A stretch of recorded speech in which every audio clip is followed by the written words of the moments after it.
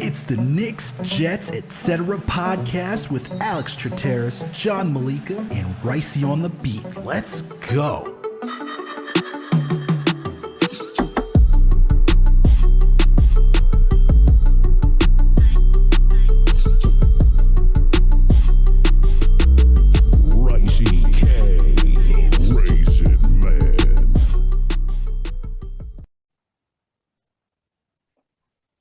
Yo, what's good, everyone? Alex Trataros here with another Knicks episode of the Knicks, Jets, etc. podcast. And with me is Ocean Buddy, my cousin, pal, the man with the plan, the one and only, John Meleka. But before we ask John how he's doing, guys, if you listen to this podcast on any audio platform, please make sure to subscribe. We're on Apple, Spotify, Google Play, Amazon, Alexa, Stitcher, you name it. We are there. If you listen to us on Spotify or Apple, please make sure to give this podcast a 5-star rating. And if you listen to us on Apple, please make sure to leave a comment that just helps us out. We're also on YouTube now, so make sure to subscribe to the channel, Knicks, Jets, etc. Period. No one writes out etc. for you. That's just insane. While you're there, hit that notification bell, subscribe. That way you know when a new episode drops. And while you're there, leave a comment when you watch a video. Hit the like button. It's just a kind thing to do. It's polite. We like to interact with you. While you're also there, we got Winning Picks Weekly. John, video producer Greg, usually go down the NFL slate. It's March Madness. These guys are going through it. If you haven't checked it out yet, John, Greg, Chip, they all go through the Sweet 16, give you their future. So make sure to go listen to them, place your bets in, do it responsibly. All right. They give you the spreads, money line, overs, unders. Oh, If yeah. you need to go, if you need a cover, these guys got you. It's on right now, baby. Sweet 16. Huh? Sweet 16 is on right now, baby. It is on right now. Who you got? Who you got winning?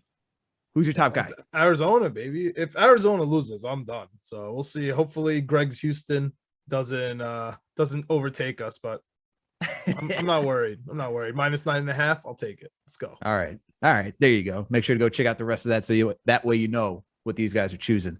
And last and certainly not least, we're on all social media platforms. We're on Facebook, Twitter, Instagram, TikTok, you name it. We are there. John, my man, how you doing today, bro? How you feeling? What's going on today? I'm good, man. I'm good. The Charlotte Hornets got smacked. I wish it was when I was there, but you know we're okay now. A timely win. I also wish we played like this against the Hawks. But how many wins have you watched this season? How many? Because you were at the Hawks game this week. I have no idea, bro. Yeah, have they lost every single time? Definitely under 500. Definitely under 500 this year. Yo, you were there for when they played you were there for the Hornets, the back-to-back between the Hornets and the Timberwolves, and you went that week against the Pelicans. You caught three straight Knicks L's. went 0-3 that week. I also went 0-3 that week. Yep. Oh my God. Yep. Lost to the Jazz, lost to the Bulls. Yeah, I had a tough season, man. Tough season. But the Knicks just sucked this year, so it's not really my fault. But the or baby is it your Knicks, fault? Or is it your fault? And we don't know. Yeah, I know. I mean, who knows? Knicks Twitter could blame anyone for anything these days. So it could be me tomorrow. But for now, I'm just hyped about the baby Knicks, man. Obi playing like Sean Marion out there, like getting his stroke. When he's not looking at the bench, looking at pretty comfortable out there. I like it, man. I like it. And I don't know. Did Julius Randle play his last game with the Knicks? I mean, him and Mitch Robinson having sore quads was just so interesting. But you know, it's what it is, man. I'm hyped right now. We got RJ Barrett, you know, articles stinking up the joint on our Twitter timeline, getting something to be mad at. I'm staring at the schedule for the Hornets and the Knicks at this point. You know how it is, man. Just another day. It's another day in Knicks land. I totally feel you, man. I feel you. But it was a good win against the Hornets. It was something to live high off of, to see the young guys playing well, especially Obi Toppin, man. Obi Toppin was playing phenomenal, man. 40 minutes for Mr. Toppin. But I don't want to go into it just yet, man, because we got a special guest with us today to get into all of this. Guys, you may know this. You may know this man around the streets of Knicks universe right now. Knicks universe, Knicks Twitter, Knicks content creation. Man's up and coming. I'm happy I get to call this man a colleague, man. Giving the hot takes, giving the great analysis on Knicks Fan TV. If you guys don't know who I'm talking about right now, you guys are out of the loop. My guy, our guy, JD SportsTalk. JD, what's going on, bro? How you feeling today? How you feeling, guys? How you feeling, Alex? John, shout out to your podcast. I'm happy to be here. and I'm ready to talk sports, Knicks, whatever you want to talk about. And I'm just happy to be here. And let's get to it, man. I'm ready. Yeah, man. We're happy to have you here, man. Like I said, I feel like I could call you the RJ Barrett of Knicks content creation, man. You just skyrocket. Everyone's like, who's this guy? Everyone's just like hopping on your bandwagon, bro. Everyone's like, yo, JD. I'm watching the Knicks I'm in the chat, man. I'm seeing everyone's asking, where's JD at? Where's JD at? Truly like the RJ Barrett syndrome we got for you right now. So kudos to you, man. And we're happy to have you here. Break down some Knicks stuff, and we'll get into some football stuff later, because for those of you that don't know, if you haven't checked out JD's channel, even though I know that JD's kind of shut it down to focus on Knicks Fan TV, this man talks about everything. You want to talk about sports, this guy, just anything you want to talk about, this guy will talk about sports with you. So we'll probably get into some football stuff later, but JD, man, I want to hear your thoughts, man. We want to know your thoughts on these past couple of games. The Knicks lost to the Atlanta Hawks. They just beat the Charlotte Hornets. How are you feeling this week? What do you got going on? Well, I mean, this week, when you look at specifically the last two games, I think the headline is Julius Randle, not playing, and then what's happened after that in terms of the opportunity to see some other players on the team play. I think at this point, I know that, I don't know what's the perfect scenario, right? Is the perfect scenario seeing the young guys play and you want them to play well? And if they play well, like last night, they're going to run into some wins. But then at the same time, you have the lottery situation going on right now. So, I think you take it day by day and you see how it goes. But I think the early headline is Julius Randle not playing. Seeing Obi Toppin get some minutes now. He had 10 points and 7 rebounds against the Hawks. We saw what he did tonight, where he has 6 assists and no turnovers. 18 points, 11 rebounds. I think the 11 rebounds is also notable because, this is a tweener and a guy that's not really known as a strong rebounder. And I mean, with this team, Alex and John, there's just so many headlines week to week, whether we're winning, whether we're losing. When you talk about the head coach, when you talk about Julius Randle, when you talk about RJ Barrett's continued development, his continued ascension, pick your poison and you can talk about it. So the last two games, very encouraging. And again, let's see how this goes, because now Julius is out, Robinson is out. We'll see if he comes back. But I think, I'm excited. I'm excited to see, because this team has so many young guys. There's so many draft picks. There's so many young guys. And if you start to look at every single player, they all have their own story, whether it's Obi, Deuce, Mitchell Robinson contract year, RJ 20 points per game, quickly what's his ceiling? Like every single player on this team, Jericho Sims, can he be a starting center in the future? So what's most interesting about this specific roster is the amount of young players that they have, and they're all likable. Like the fans want to see everyone play. You may not be a fan of Obi, you may not be a fan of IQ in terms of their game styles, but you want to root for them and you want to see them play. So it's a very interesting year. It's going to be an interesting finish, and it's going to be an interesting offseason. Yeah, absolutely. I mean, is there any player in particular outside of RJ that you want to see continued development? I mean, I know Cam Reddish is like somebody that we'd all want to see, because you gave up a first round pick for this guy, regardless if it's a protected top 18, 19 pick, whatever it was. You get him in-house. You only have one more season on him. And from the limited minutes that we saw him play on this team, he has that tantalizing just talent, bro. Like he just gets to the cup very easily. He's able to shoot the ball really well. He just offers you a different dimension that this team has not seen in quite some time. Unfortunately, he's injured. It doesn't seem like it's a serious injury, so we'll see him back next season. Hopefully he's fully recovered, able to play healthy and stay healthy, because there is some slight injury concern with Cam Reddish, even when he was down in Atlanta, but, hoping that he can make a strong comeback and make a strong return. But is there anyone else outside of Cam that you want to see, like in the last 10, 11 games, just take off and show you more promise? It may surprise you with this player, because I guess if you take Cam out of the equation, Obi might be the initial answer. just because of the immediate connection with Randle, lottery pick. I think he's heading into an important offseason. But I'm going to go with Deuce McBride. And the reason I'm going to say Deuce McBride is because I think if Randle's out, Obi's going to automatically run into minutes. I mean, you saw last night, he had 40, right? And him responding that way, I think I'm not saying he's going to average 40 in Randle's absence, but he's going to get enough minutes to where you're going to be able to evaluate him. I still don't know where we're going to go with Deuce. Even last night, he didn't come into a few minutes into the second quarter. And listen, when I look at, what he could be, I look at some of the impact that Patrick Beverley has had on the Minnesota Timberwolves this year. And I look at Deuce and I say, can Deuce become a less confrontational Miles McBride, right? Because Miles doesn't seem like he has the on-court antics as Patrick Beverley, but and I know with Miles McBride, there's the conversation of, is he a point guard?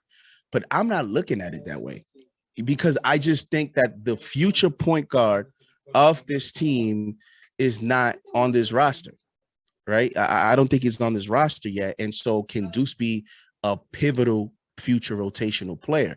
And what happens, Alex and John, is when you get to this portion of the season, if players like him don't get an opportunity, right, next season, I don't know that he will. I know a lot of people tend to say that, like, oh, their time will come. But if this roster is upgraded, right, let's say a Jalen Brunson or whoever comes into this team, then he takes a hit, potentially could take a hit. So I want to see more of him now so that the front office can gain confidence in him. I mean, we've seen the last few games against Portland, he was 1 for 1 from 3. Against the Hawks, he was 1 for 1 from 3. And against the Hornets, he was 3 of 3. He was 3 of 4. He took a garbage shot 3, which made it 3 of 4. But he shot 41.4% from 3 last season at West Virginia, 50% in Summer League, 48% in the G League from 3. I mean, I firmly believe this guy can hit the NBA 3. And when you look at a guy that can hit an NBA 3, play defense, is gritty, is tough, I don't care about the position. Whether it's the 1 or the 2, that's a guy you want in a future rotation. He has the early elements of a player that you have in a rotation of a championship team in terms of the qualities that he could bring. And so I think Deuce could be an important player of the future. I just don't know that he's going to get enough minutes to where the front office is confident in actually building him into the rotation for the future. So to me, it's Miles McBride. Okay. John, what do you think about that, man? What do you think about Miles McBride being JD's guy to check out?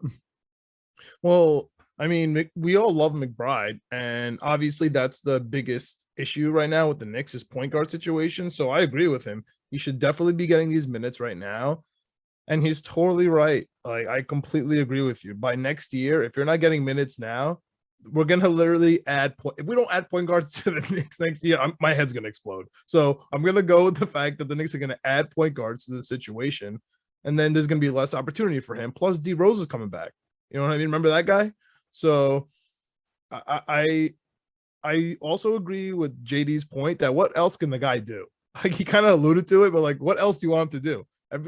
Every task that he's being asked to complete, he's passing with flying colors. And so is Jericho Sims, right? You could argue that Obi's taking some time, IQ's taking some time, to kind of mold into their system. But everything that the other 2 players are being asked to do, they're passing with flying colors. So I'm excited for both of them to really be up and coming. If you're going to ask me one person, I'm going to pick Jericho Sims just because I was so excited seeing his name, in the starting lineup. I didn't realize that Mitch was hurt, so it made sense after, but I was like, whoa, what's happening here? But that excites me because it gives us, it's one thing for Miles McBride to give us depth. It's another thing for Jericho Sims to make our centers expendable. You know what I mean? He's not a depth player. He's going to be a starting role or like high minutes type of player. So he kind of tells us what we can do with Mitch Robinson, his contract coming up. He tells us what we have to do with Noel, right? Whether Noel's going to stay, whether he can be expendable behind him. You know what I mean? A Sims and Noel, that's a free, center. So that, and also it fits to Tibbs's mold of like, we don't really give the ball to the center to put his butt to the basket. We kind of just like want tip-ins, rebounds, spread the floor. So it all kind of fits. I love that Obi is showing that he can play the Julius Randle role, right? Of the power forward. That's kind of what we were worried about, right? Because like if we trade Randle, if like everyone kind of wants right now, including Randle, it looks like, can Obi step in? You know what I mean? And that's important. You know what I mean? To see that he could step in. I'm not too worried about the whole RJ thing. I know we're going to get into it. I don't think this is RJ having to prove that he's the number one. I don't think this is what this is all about. He's obviously getting better. But JD alluded to one thing. I'm gonna get back to it. You said what's the more, what more can you ask for right now for the Knicks? It's the perfect scenario. I'll tell you what the perfect scenario is, man. We win the next 6 games. we have 6 games, and besides the Heat are imploding after that, we're getting lucky on every team. Every team is on a bad streak. On the other hand, the Hornets have a ridiculous schedule. So if you're asking me what's the perfect scenario right now, man, it's taking it one game at a time. It's beating the Miami Heat, and it's watching the Hornets implode on themselves, man. They're signing players to 10-day contracts. Yes, I know his name's Isaiah Thomas, but they're asking him to play like volume minutes, like, play a big role for the team, dude. I don't know. I'm just cautiously optimistic about this Knicks team. I just, let's see if the young guys could put 2 games together. What do you think, Alex? I mean, I like both of your responses. I think those are like the 2 best responses between McBride and Sims.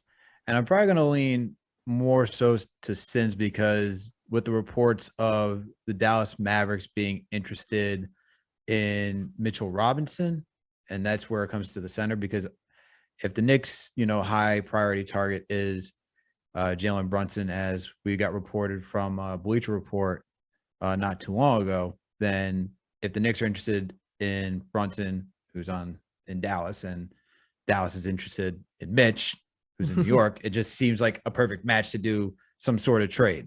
So I'm interested to see how Sims ends out the season. But I'm also, to JD's point, like McBride is an interesting candidate as well, because this is a guy that Thibodeau wanted, right? And if this is a guard that Thibodeau wanted, where does he fit in the future of this team, especially when you have Derrick Rose, who has one more year on that contract? Is he comfortable being a guy who would be a Udonis Haslem with Taj Gibson as just veterans who are there to be a presence and not looking for minutes? We had the report earlier this season where Derrick Rose said, he kind of wants to age like Tom Brady. He wants to continue to play for a long period of time. He said those words. So if that's the case, there's a crossroads between McBride and Derrick Rose, because Quickly's not going anywhere. Tibbs loves Quickly. We've seen from Summer League the amount of investment he's put in, just coaching him after games. McBride has kind of been pushed to the side by going down to the G League.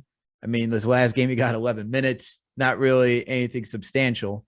But this is where it's like between those 2 guys, it's valid points to say, where are both of these guys going? Because as JD pointed out at the beginning of the show, like there's so many storylines for each of these young players, and is crossing so many other guys. It's just some crazy freaking web that you're just looking at, like, how does everything going to connect and how is this all going to play out? So this is where it's going to be a very important offseason.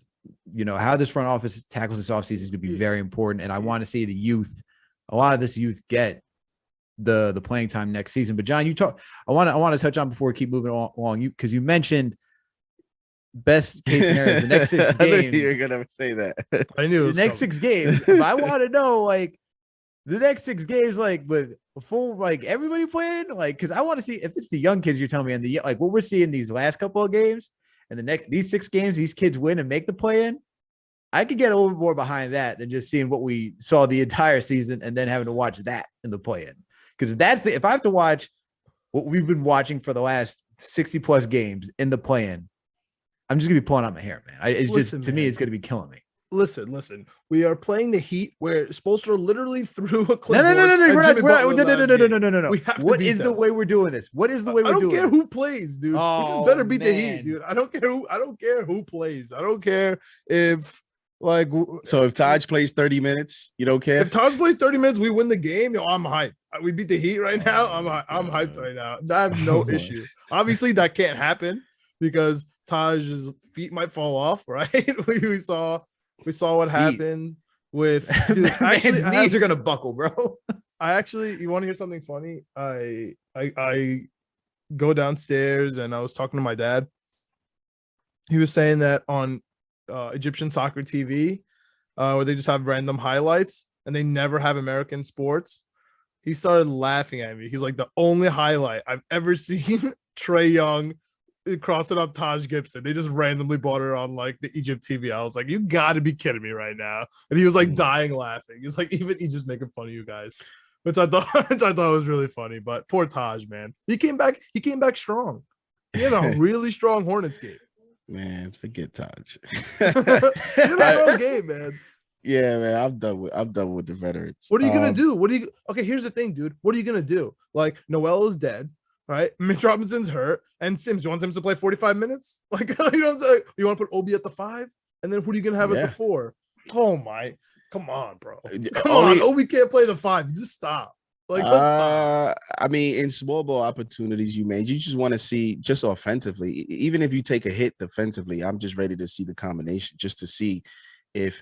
Because the system now is we're playing the big center because it's Thibodeau.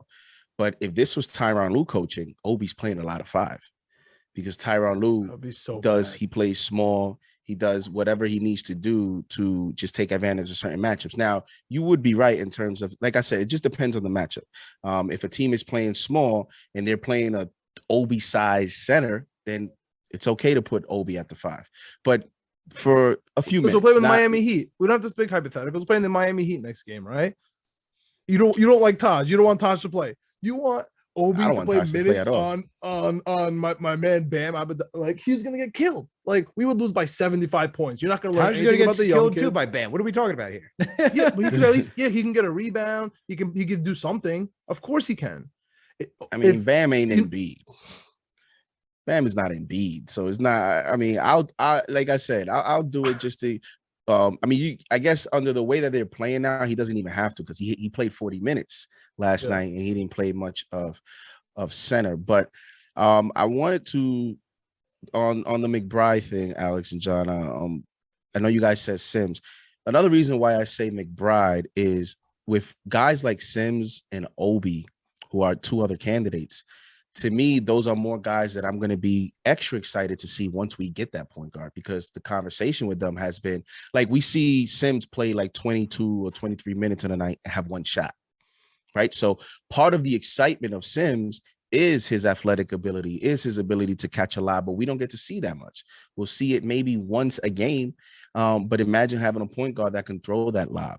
Imagine having a point guard that can play the pick and roll with him. And we see many times, even on the court now, Tibbs is getting upset that players are missing Sims because he'll set the screen, he'll roll, but we're ignoring him on the cut. And it's because we don't have wings, we don't have players other than maybe RJ that have the ability to make that pass and in a confident way, because anybody can make a pass, but are you able to make it in the middle of a game in a pressure situation? Not everybody has that confidence to make that play. So to me, that's why those are more players that, to me, they're wait and see in terms of seeing the ability. McBride is a player you can play in now and see what he has. And so the other reason too is quickly. You mentioned quickly, the Knicks at some point are going to have to make a trade. And to me, I'm glad you brought this up. Yeah, and to me, quickly, I'm not so sure quickly is going to be here in the future. Because when you start looking at the roster and you start looking at potential trades, we're not going to get top end talent with 2nd-round pick players or with end of the bench players. You're going to have to go into some of those high, 1st-round picks, your Quentin Grimes, your Quickly, your Obies. Like, those are going to be some of the guys that other teams are going to ask for. So then you look at your secondary players, your Rokas, your McBride. Are those players that then you can bring in to replace a player that you potentially have to trade to get better? And is that player ready to assume that role? So not saying that that's going to happen. I honestly don't think Quickly is going to get traded this offseason, but you know how the NBA is. Anything can happen. A star can demand a trade, and then boom, Quickly is out of here.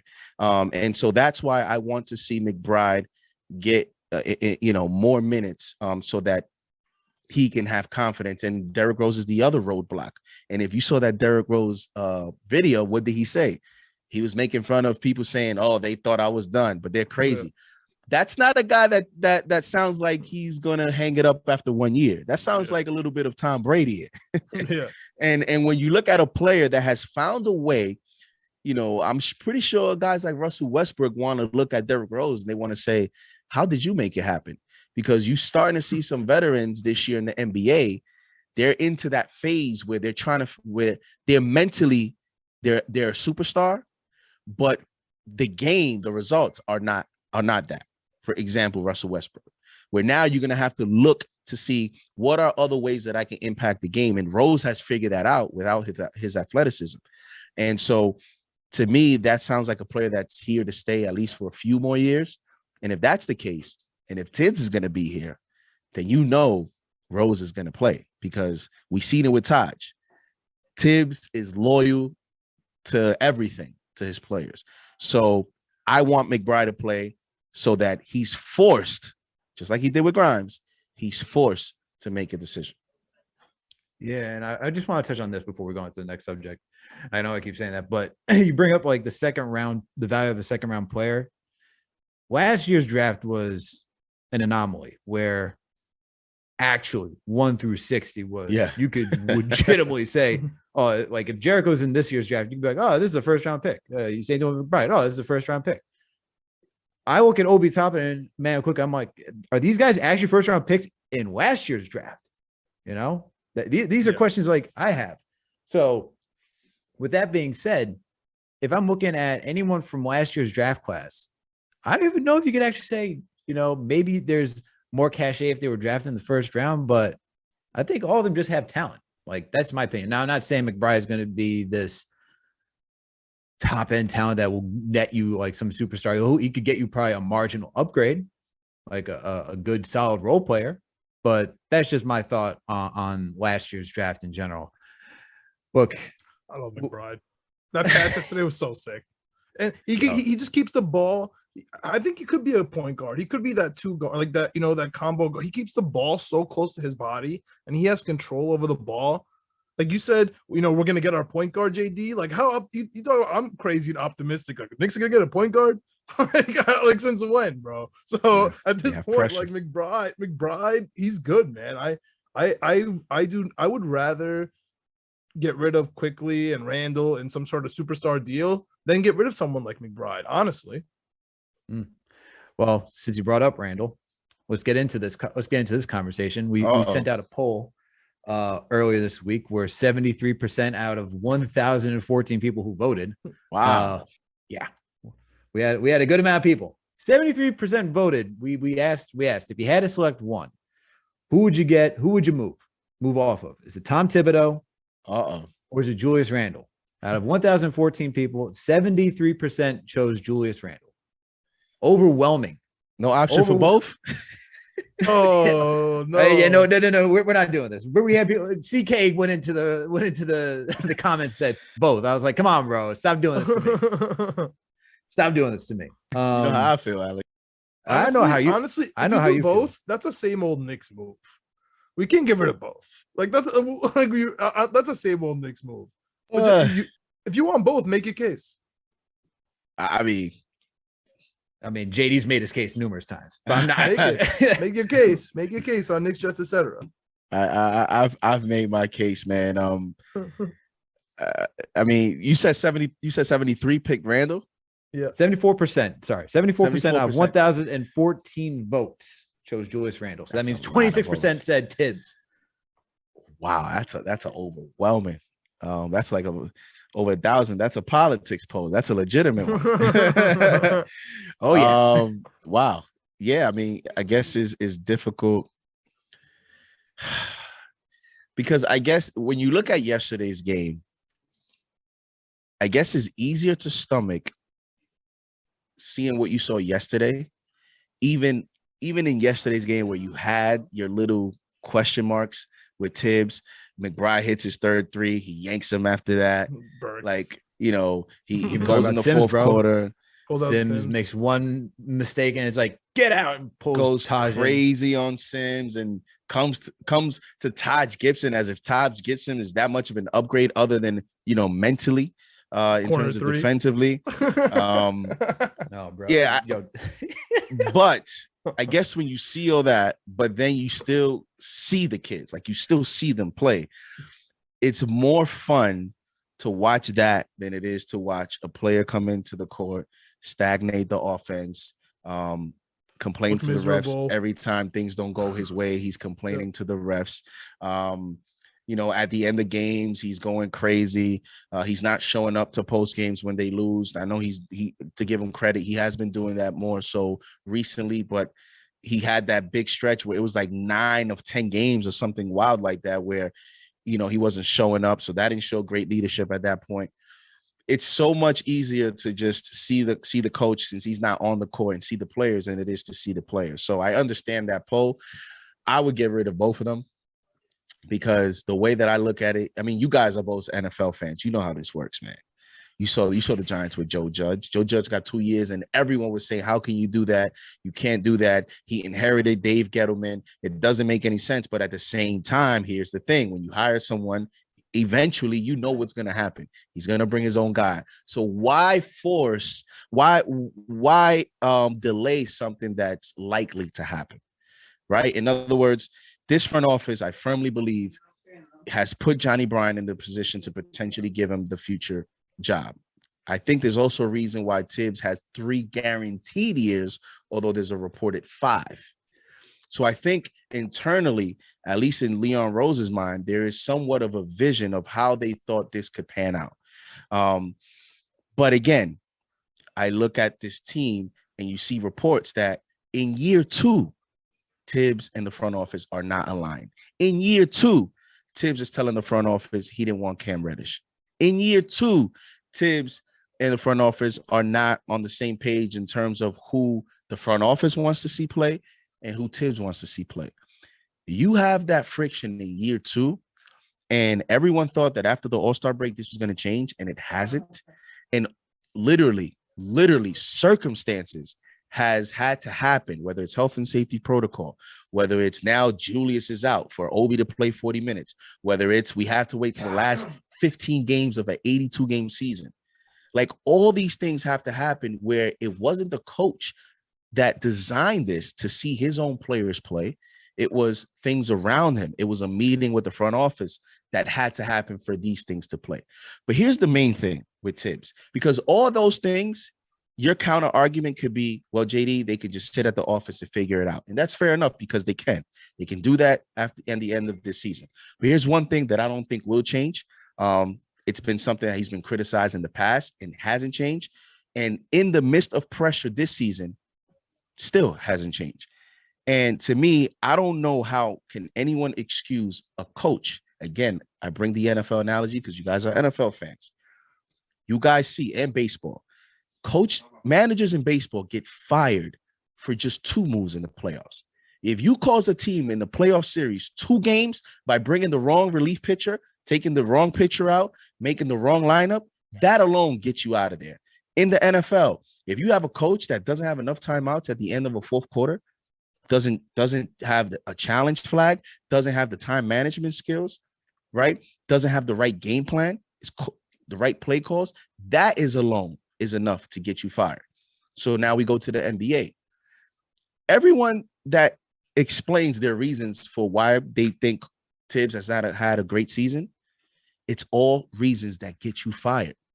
They're all reasons. In other words, they're all things that revolves around your skill set, your ability to execute timeouts, out of timeout plays, lineup decisions, rotations, substitution patterns. He contradicts himself in the post game when he says, well, I'm concerned more about defense. We scored enough points. But then he takes out Cam Reddish against the Phoenix Suns for Evan Fournier. And then the Knicks lose that game, right? I hear about the argument about, well, it's a talent issue, JD. But yet we had a 21-point lead against the Lakers in LA with no Anthony Davis, no Carmelo Anthony. I believe I'm not sure if Carmelo played, but I know they missed multiple players on that game. We had a 21-point lead, we lose. 23-point lead against the Blazers. No Dame Lillard. The only player that played there was Anthony Simons, and we lose that game. In the second against the Brooklyn Nets, 28-point lead against a team that had players making their debut. And I'm not talking about Kevin Durant, and I'm not talking about James Harden, and I'm not talking about Kyrie Irving. And we lose that game. Was it a talent issue in those 3 games where we were clearly the better team before we even stepped on the court? And who should that fall on? I know the players play, but again, it's one of those things, rule of the business. You're the coach, it falls on you. And so, and even in those games, there were questionable decisions that led to those losses. So I don't see how anyone can tell me other than to say, well, he won Coach of the Year. Okay, he did win Coach of the Year. How does that change the decision making? You mean to tell me that you guys are confident that next year, with an improved roster, so we think, Derrick Rose back, that what's going to change? What's going to change? Notice, Alex, yesterday's game. Notice, you watched the game yesterday, and even with the kids, but notice the template coaching. Obi plays the whole first quarter. Guys come in at the end, at the beginning. So even though it was just a different set of players, the thinking of the game did not change. So what's going to happen next year is we're going to get the kids, but he's still going to make the same mistakes in terms of decision-making, substitution patterns, minutes distribution that he's doing now. All he did was give Randle's minutes to Obi. But really, can Obi be playing 40 minutes? Can RJ be playing 42 minutes? I mean, come on. So to me, it's just we're dealing with a coach that just has a set way to coach, that it doesn't matter what type of players you give him. He's just going to be that way. And I just don't think that his style is going to get this team to where they need to. And I just think they need to make a change there. With Randle, not much more for me to say. Everybody knows what's up with Randle. Stagnates the offense. We have no idea what's up with Randle, honestly. I mean, yeah. Mentally, what's going on? Personally, no, I have no idea. I personally don't think he's a great 3-point shooter. Just look at his history. I believe 5 years of his career, he was under 32% from 3. And to me, guys, and this is, I guess you can call it what it is. I don't want to take credit away from Tibbs. But last year, you had Alec Burks, Reggie Bullock, Elfrid Payton, Derrick Rose, Julius Randle, Nerlens Noel. I just gave you 6 players, half of the rotation, and a bunch of starters in contract years. They were all in contract years. So what happened? You got a set of players in a season with no fans in contract years that you maximize all of their abilities. But how are all of those players doing now with 2-3-year deals? Besides Rose, who I have a lot of respect for, and he's consistent. How is Randle playing with the max? How is Reggie Bullock doing with Luka Doncic in Dallas? But how is he playing with the contract? How is Alec Burks, which is not his fault? He's playing the point guard position, but nothing special to me, right? Like, how are these players playing now? Elfrid Payton is not even playing. So to me, a lot of the overachievement last year was a group of guys in contract years, like Julius Randle. Now they got paid, and you're seeing a different result. So I just don't think it's a mix. Okay, one has to go. You get rid of Tibbs, but how is Johnny Bryant going to get Julius to buy in? You get rid of Randle. How is Thibodeau supposed to improve the decision-making just because Randle's not here? Is that going to change the way Tibbs coaches? No, it's not. You saw it last night. He's still getting upset at players. He's still doing what he does. So I think when you look at that, you have to make tough decisions in this business, man. You guys see it in the NFL every day. It happens every year. People get let go, and it is what it is. I think so. Here's my thing, though. Like, looking at, and I gave my whole spiel yesterday. I gave my whole spiel on this podcast. Gave it on KFTV after the post game. Why I would choose Randle over. Why I would choose Randle to move on from Randle than it is Thibodeau. And I think for Thibodeau, even though he is, it's funny how he likes veterans. I think he actually is good for young players to create that foundation to teach them how to play basketball. And I think you can get one more year out of that minimum. And with these type of group of guys that we have, whether it's Quentin Grimes, Miles McBride, RJ Barrett, Obi Toppin, Emmanuel Quickly, there is some sort of level of respect that they give him, because we heard at the beginning of this year how he wants to play with a faster pace, how he wants everyone to share the rock, how he wants to shoot more threes, move out in transition, XYZ in the third. And when you remove Julius Randle from the situation, you see just that. We saw that the last 2 games. And even when we had all the young kids, when Randle was out due to health and safety protocols, the kids did play like that. They played the style that he wanted to play. Now, I know his template coaching is not the greatest style of coaching. I don't think Tibbs is the guy that will take you over the hump to be a championship winning team. But just like what we've seen with the Raptors and the Warriors, where you have like a Mark Jackson, you have a Dwayne Casey, you need somebody who's going to set you up for that next guy to come in and take you over the hill. And I feel like Tom Thibodeau can be that guy.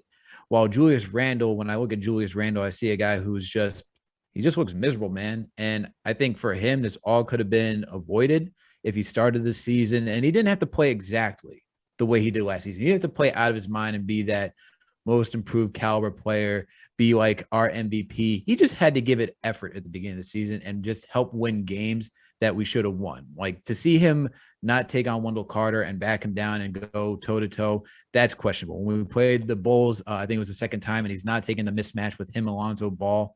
Like, come on, dude, you can body Alonzo Ball down in the paint. Just go take him down. Just go down there. Go get on the block and go to work. But instead, he wants to be a jump shooter, and he doesn't even want to play the way that Tom Thibodeau asked, which is, and Tom Thibodeau always says, when RJ and Randle drive and get downhill, it helps the team. You see RJ does that, it helps the team. Even in the Hawks, even though he didn't shoot efficiently, as one beat reporter wanted to put it, he still helped the team stay in that game.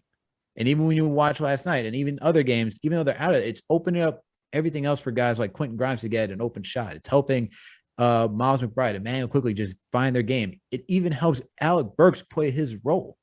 So that's why I'm fine with him for one more season. I think this is where the business comes into it. Regardless of who even if you fire Tibbs with his resume and everything, I think another coach is going to look at this job like, am I really just going to have 2 years? Like, I'm not we can look at physically and say he properly got the axe because he legitimately didn't do anything. But you legitimately brought in one of the most winningest coaches in NBA history, and you only gave him 2 seasons. Sure, it's after Coach of the Year. It was like they had everybody playing out of their mind, but he only got 2 seasons. You didn't even give him a redemption year to like see at least do something. I don't think that's necessarily inspiring for another coach to come in here, and that's why I would just do it one more season, remove Randle, because at least I could see these kids can play under Tibbs for another season. Like I said, he's not going to be that guy that takes over the hill, but at least you could at least say, look, man, we'll give you one more season. Get him out of here, man. Nah, man. I gotta push back. I gotta push back on the Tibbs stuff, man. Because we're talking about, we want to talk about football comparisons. We can talk about football comparisons. He's a defensive head coach, right? And he doesn't have a quarterback, and he does not run an offense. Like to keep it straight up. He's Rex Ryan. He's a defensive coordinator at the head coaching job. That's why he got to get out of here. Okay, for sure. I'll give you that because I've been saying from day one, honestly, since he was with the Bulls, I've been saying that his issue is he does not know what to do with an offense. He doesn't run a game plan on offense. He just gives it to the guard, and he had a playmaking guard in D Rose, and he was like, yo, figure it out. And then he had Jimmy Butler. He's like, all right, perfect. You two figure it out. And like, just make sure you play defense. And that's what he's stuck on. So he even got Nate Robinson to do some work against the Brooklyn Nets. That's what I'm saying. So he's all about the defense, and defense, makes offense. So that's really his strategy, right? So I do think that he elevates players. So I don't think his whole strategy of, I agree with you that it's mechanical, right? You can tell exactly when he's going to make the subs, right? I can close my eyes. I can tell you it's a TV timeout. You know what I mean? With 6 minutes left in the first, and I could tell you if there's going to be a sub. I could tell you with the 2-minute timeout in the first quarter if there's going to be a sub. I can tell you that, and I agree with you. And it's predictable and it's annoying. I'm totally with you. But he doesn't have a quarterback, right? So you saw what he could do with these mediocre players, as you see on defense, right? I mean, we had a stretch in this season where we didn't have a point guard, and we had stretches in the season where we didn't have a center. That's not like last year, right? And at certain points, we didn't have a wing. Like you're talking about Bullock. Bullock played defense. Fournier does not, right? And that's what we switched in the lineup. And we hurt from that, with the totality of the circumstances, with minus a point guard and minus a center, in my opinion. And that's why, there's a second step, and you mentioned it, JD, right? There's something to that 3-year contract. I'll tell you what it is to that 3-year contract. It's Leon Rose being like, bro, I'll hire you, but I'm not gonna be with you 100%. Right? Like, I have to have an out here. I'm taking 2 coaches at the very minimum. That's what that's about. You know what I mean? So he's gonna get 2 coaches for sure. yeah, so that's his prerogative. You know what I mean? And the last point I'll make is, I know this might be elementary, but we actually get an asset if we lose Randle. Like, we trade him for an asset. I mean, I know that's elementary, right? You fire Tibbs, you get nothing back except for, no continuity. Now you're gonna have a rookie head coach coming in next year trying to figure it out. You're gonna still have a disgruntled Randle. Doesn't matter. You can bring in, the greatest head coach of all time, and he's still gonna be pissed off. You know what I mean? And the chemistry around the team is still gonna be an issue. So, going back a little bit in this podcast, right, to what Alex was saying, like what you mentioned also, JD, with IQ, right? You package IQ, you package Randle, and I don't think Johnny Bryant's here to be the head coach. I think he's here to be the assistant coach, and his boy is Donovan Mitchell, and there's all this smoke about Mitchell. So if the Jazz head out early, you keep Tibbs, you give him a playmaker like Jimmy Butler. When you have RJ Barrett, you give him a D Rose, the modern era D Rose, which is Donovan Mitchell, right? You put those 2 together, and now he has a team. You know what I mean? And that's what I saw too much from Tibbs with nothing. Like you telling me that the Knicks had nothing last year is my whole point. You know what I mean? Like, look what they did with nothing. Like, look at these players. Like, the players this year showed you who they are, but look what Tibbs was able to do with them. You know what I mean? And that's what being a coach is all about. Making honestly gold. He made gold out of garbage last year. And look at these players, dude. The guys with Luka Doncic can't make a basket. You know what I mean? So let me ask you guys this: if he comes back next year and the Knicks are a 500 team, and they're a playing team, are you bringing him back a 4th year? No, because then you have to re-sign him, right? Yeah, no. Well, he's got a 5-year contract.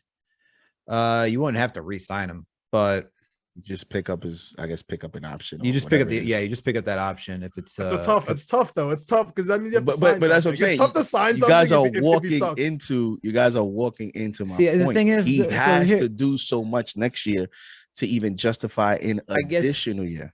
I guess my question would be, who's playing next year? My question is, who's playing next year? If it's this roster that I'm saying next season, and it's just a play-in roster, it won't be.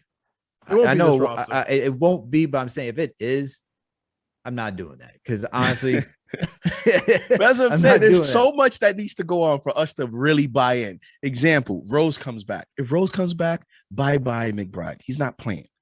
He's not. Well, here's the thing I'll say about this though, like for Johnny Bryant, because if you give Johnny Bryant even a 1st year, that's tough, man. Like, to bring in a rookie head coach and then expect him to do wonders with this, it's even tougher, especially if he's supposed to be the heir. Because you can't just say, hey, Johnny Bryant, we're going to push off 1 more year and bring in another guy. Because you're like, yo, bro, I've been waiting. That's why I can take Tibbs for 1 more season and then bring in Johnny Bryant, because then you could say, all right, Mitchell's in what? This is good. This is the 1st year of extension, 2nd year of extension. You could say he could potentially want out during his 3rd season. You can make all those trades that you want if that even is a reality. Right? If that is even a reality, because they're boys. And even for Johnny Bryant, he doesn't have to be this offensive guru. He doesn't have to be this. He just has to be a people person. He can get the coaches to be those guys. That's the issue with Tibbs. Tibbs wants to be the guy for everything. He's like, all right, this is the X's and O's. This is the defense. This is everything. JD, you brought this up numerous times on Knicks Fan TV. It's like we don't see this man talking to his assistants whatsoever. It's like they're off to the side. You don't even see the collaboration. Bro, I didn't even know that Aaron Brooks was an assistant on this team until I went the other day. So I literally went to the pregame. I'm like, bro. You saw him on the MSG TV because he keeps coming down on the rows of the seats. Now he's coming up because all these assistant coaches are leaving. So now he's like, whoa, Aaron Brooks? Really? He was an assistant I had no coach? idea that was a thing. But yeah. Here's the thing. I think, and you mentioned you make a good point, Alex. I think Johnny Bryant is another dynamic to this, and me being me being more, I don't even know if I want to say realistic. It's just, I just think if I had to guess, I think that Johnny Bryant is Leon Rose's baby. He's the crown jewel. Yes. Yeah, And 100%. because Leon Rose knows that, I guess you want to give him the Steve Kerr role. Tibbs was brought here to be Mark Jackson, and Johnny Bryant is Steve Kerr. Steve Kerr didn't have any experience, right? Facts. So with that, right, like you did with Steve Kerr, I think Leon Rose wants to make sure that when Johnny Bryant takes over this roster, he's taking over a roster that he can actually succeed in, right? So bringing Johnny Bryant next year, to me, would be ahead of schedule in terms of what they planned it. And even though it's ahead of schedule, it's not necessarily a potential roster next year that you would want to put a rookie head coach with literally no head coaching experience. You want to expose him to that, even as you would think Johnny Bryant would be a coach with more flexibility. Basically everything that the fans are complaining to Tibbs about, Johnny Bryant would supposedly be the coach that brings you the opposite. However, I don't know that they feel that next year is the right time for Johnny Bryant. So I think that is another dynamic to, let's give Tibbs one more year, and then we'll be in year 4. Johnny Bryant will be ready. Then we can give him the roster next year. But I would still do it only because, to me, because Alex, to me, that all that, you know what all that proves? All that proves, because when I asked you guys if we're a 500 team, will you bring it back? You're like, I don't know about that, right? To me, all that proves that this is all on the front office. And I know I criticize Tibbs a lot. That's but the thing. To me, you're the front office. You got yourself in this situation. Hey, Johnny Bryant's ahead of schedule. Well, he has to be ahead of schedule because you got to take that responsibility. You got to take that accountability. And there's no time. Dolan is getting upset now. He's starting to lose patience with this process. He stopped coming to the games. I noticed that. So, he's like, oh, wait. Here's the thing, though. Doing? Here's the thing, man. How can Leon Rose, with a straight face, fire Tibbs after 2 years ago? He was the coach of the year. He has the most improved player. He brought a team that's nothing, and he made them the 4th seed, the best Knicks team ever with nothing. And then the next year they had a bad season with no point guard, and then we fire him. Right? There's nothing on the roster. We didn't give him anything. You can't even do that with a straight face. You just can't fire him, bro. You can't even do like, can you imagine? Like, oh yeah, well, we gave him Kemba Walker at Evan 40 and he didn't do well. It's like, bro. Yeah, exactly, dude. It makes no sense. Like it literally doesn't pass the laugh test, right? If imagine Tibbs is like, are you serious right now? Like, what are you talking about? Like, so if anything, dude, if I'll go with your scenarios, right? You trade Randle, right? To end this, poll question.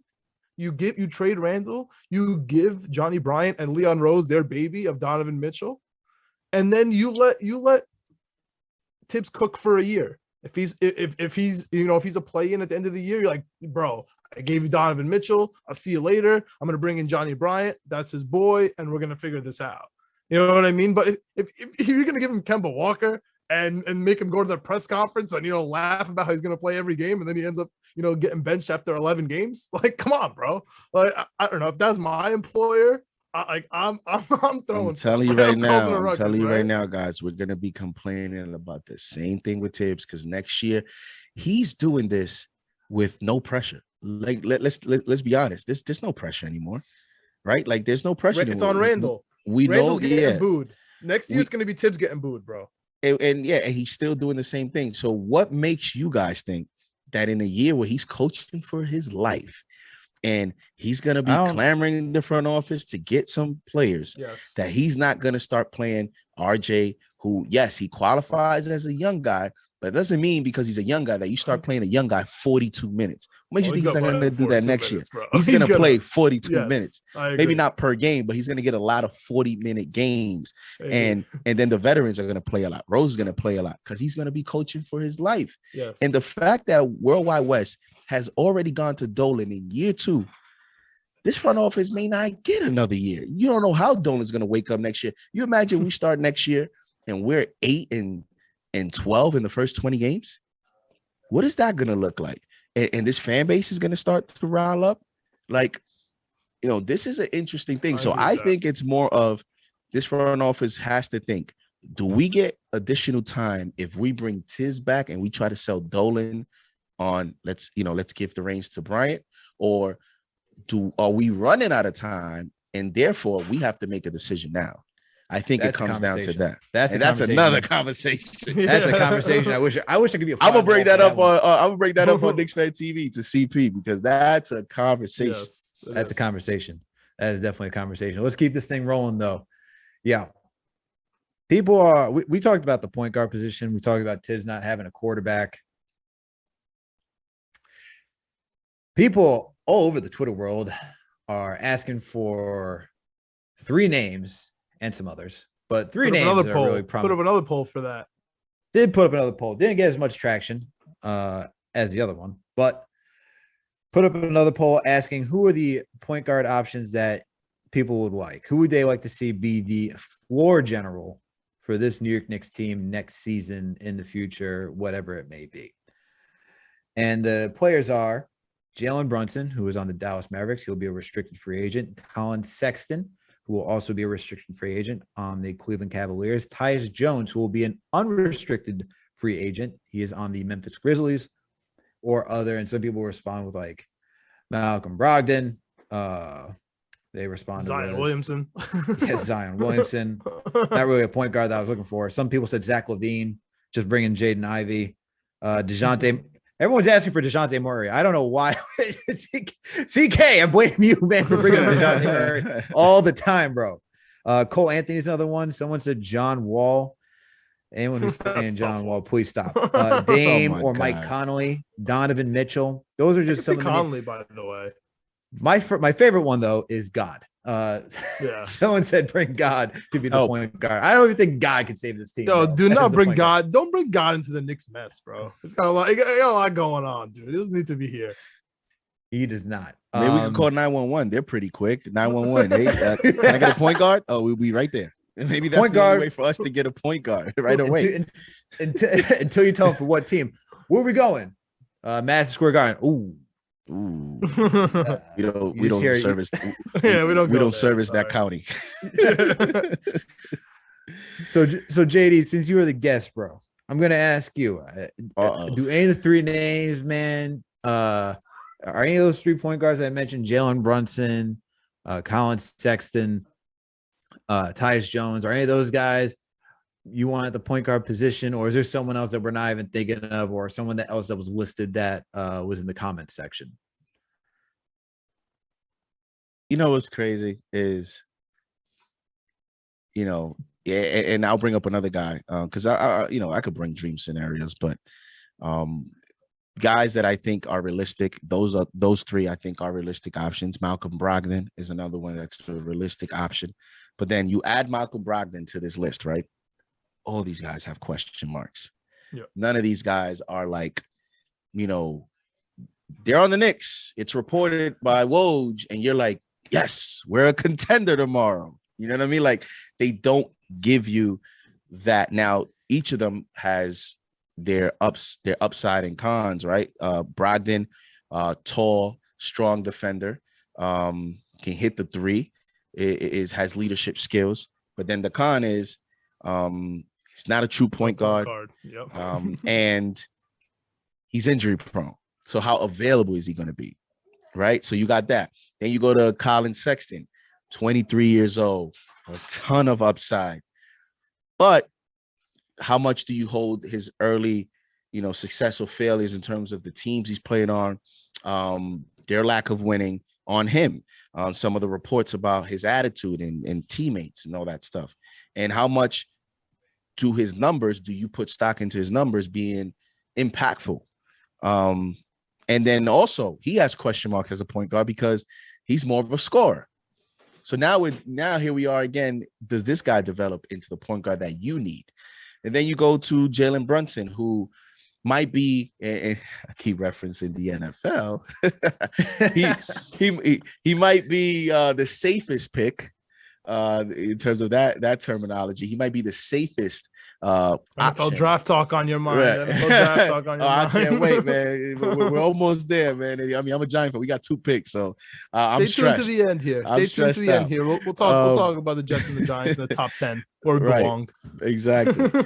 Jalen Brunson might be your safest guy, but then I mean, you're paying a lot for how much more upside than when you get him. And also, does he give you just enough oomph, as they call it?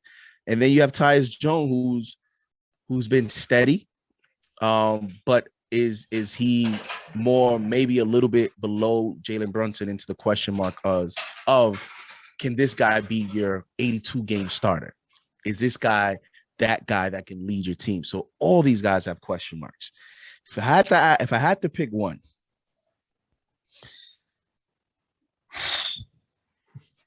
wow. If I had to pick one, I don't know, man. Keep in mind their status. Like being restricted free agents, you kind of have to sign and trade at the end of the day. Like unless what we can do, like put 20 outbid the Mavs on 23 million so they don't match it. Like it has to be a sign and trade. Oh my God, I'm gonna get killed for this. But if I had to pick one, I'm gonna say if Tibbs is the coach, I'm gonna go Brogdon. Okay. Woo. Tibbs guy. If Tibbs is the coach, I'll go Brogdon. If Tibbs is not the coach or whatever, if he is secondary option, I might go Colin Sexton. If this front office, and a lot of it is back channels, if this front office can't, if we don't get a Jaden Ivey, like we don't get into the high end of the lottery, we don't win the lottery, we stay at 9 or 10, we're not getting a dynamic point guard, right? You're looking at forwards or wings, forwards or guards, shooting guards. I'm gonna go with the home run. Go for the home run. He's 23 years old. Another thing is he's a scorer, but he's an efficient scorer. He had 24 points per game in 2021 at 47%, almost 48% from the field. Early this season, he was shooting 45% from the field. He was shooting low from three. But here's the thing. The Cavs that had a successful year this year, they were 7-4 with him. So I know that a lot of people, this whole thinking of, well, they started winning after he got hurt. First of all, it was only 11 games, and they were 7-4 in those 11 games. So he was going to be a part of a successful season, which that's what sucks about him, is that he hasn't been able to get that, because if he would have been on the roster, his stock, I think, would have been at an all-time high, because you guys know how this works. You're in a winning team. You could be an average player and your stock is just up automatically just because you're in a winning situation. Just like assistant head coaches. An assistant head coach, he's on a winning team. He's a hot rising, yeah, exactly. Doc Rivers. Yeah. Whatever. That's my personal gripe. So I would go with the home run pick. Season. Whatever. Yeah, I would go with the home run pick in Sexton, or I would go Brogdon. Here's the interesting thing about Brogdon. The only reason that I'm going Brogdon is he has 2 years left at 21 per, right? So you work on him in the offseason, you get him healthy. You get him here next year. Going into that secondary year, that last year of his contract, he is entering a contract year. You have a nice contract at $21 million that you can use as a tradable asset. He's an expiring deal. So only two things can happen. You can either use that expiring deal and make him a centerpiece in a big trade. That team will be getting an expiring contract, cap flexibility, but also they're getting a player that's a good player, motivated in a contract year, which is going to be his last contract. So I think Brogdon's contract and him entering a contract year can give you future long-term benefits more than the short term. So that's what I'm thinking with Brogdon, using him as a future asset, and you'll be attaining that more so than him being the answer. Because I don't think any of these guys, other than Sexton, maybe Brunson, I don't think any of you guys are the real long-term answer. Yeah, but what are you trading for Brogdon? Like, you're talking about Brogdon, flipping him as an asset, but in order to get Brogdon, man, like what are you putting up? On this team, I mean, do you want to use Rose? Do you want to use Fournier? Like, I think Rose retires if he gets traded. I think he's kind of made that clear too. That's the other thing about Rose too. Like, you make a good point. I mean, let's be real. That's one thing about Rose is the relationships of, you guys give me this contract. I want to be here. So yeah, exactly. I'm the backup, bro.